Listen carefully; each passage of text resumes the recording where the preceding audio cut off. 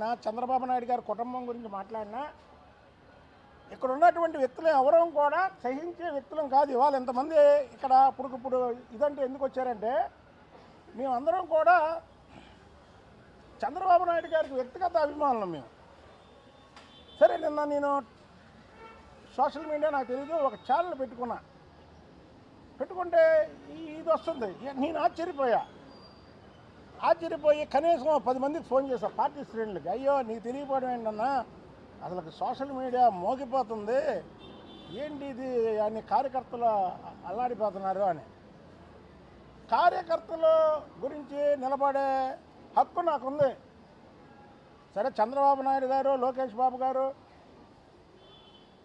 మాకు పదవులు ఇవ్వకపోయినా, పదవులు రాకపోయినా మేము ఆ కుటుంబానికి లాయలు. అసలు ఎట్టి పరిస్థితుల్లో జాంతానే. ఎందుకంటే ఈ పర్సనాలిటీ ఇచ్చింది చంద్రబాబు గారు. చంద్రబాబు నాయుడు గారు ఒక పక్క 23 మందిలో కొంతమంది పోయి ఇంకొంతమంది పోతానని ఆయన బెదిరించి ఏదో అలాగ ఆయన నెట్టుకొచ్చి ఆ పార్టీ ఆఫీసులో కూర్చొని కరోనా టైంలో ఆ వయసులో అటు తిరిగి లోకేష్ బాబు గారిని అనేక మాటలని అసలు రాజకీయాలకు పనికిరాడంటే, అలాంటి లోకేష్ బాబు నా సత్తా ఒకసారి చూడండి అని చంద్రబాబు నాయుడు గారు కుప్పం దగ్గర నుంచి వైజాగ్ దగ్గరికి వెళ్ళేసరికి జగన్మోహన్ రెడ్డి అవనివ్వండి, లోకేష్ బాబు గారిని ఎవరైతే విమర్శించుకున్నారో అందరికి కూడా ముచ్చెమట్లు పట్టడమే కాకుండా లోకేష్లో ఎంత ఫైర్ ఉందా అని ఆశ్చర్యపోయారు.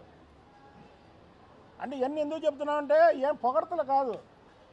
అలాగే భువనేశ్వర్ గారు ఎప్పుడైతే చంద్రబాబు నాయుడు గారిని అరెస్ట్ చేశారో, 53 రోజులు జైల్లో పెట్టారో, ఆనాడు దీపావళికి ముందు